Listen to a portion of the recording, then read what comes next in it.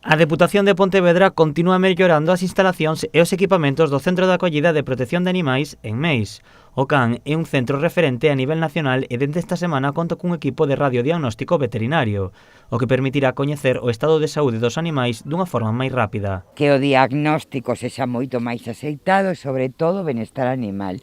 Que non teñan que sair os animais deste centro para ir a facer as radiografías a outros lugares e que en moi breve tempo pois podamos ter toda a información que nos permita o tratamento de os cans e as cadelas que aquí temos. O equipo de radiodiagnóstico súmase aos anteriores equipamentos que adquirira para o centro a Deputación, como son a sala clínica, a de rayos X e os quirófanos.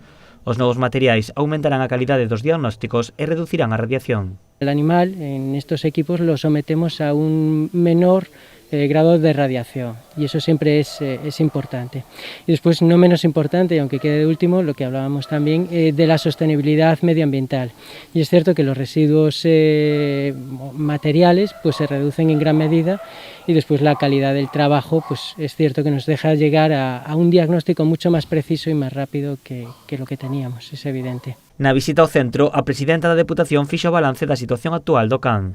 No que vai de ano, o centro deu unha adopción a 285 cans e cadelas, máis do dobre que o ano pasado.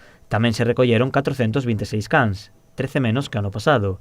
E a parte negativa continúan sendo os abandonos, unha situación que Carmela Silva volveu a denunciar. Sí que hai situacións que son lamentables, e eu creo que cada vez que veño aquí ao CAN o teño que denunciar, porque hai que crear conciencia entre a sociedade. Estamos a falar de algo lamentable que son os abandonos de cachorros. Esta mesma semana entraron 4 cachorros de tan só un día que foron arroxados a vía do tren en Silleda, Kira, Coco, Leo e Edi.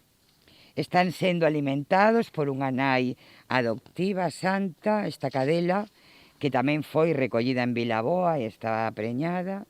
Ademais de denunciar os abandonos, a presidenta tamén recomendou a adopción de cans e cadelas, especialmente entre aqueles animais que máis tempo levan no centro.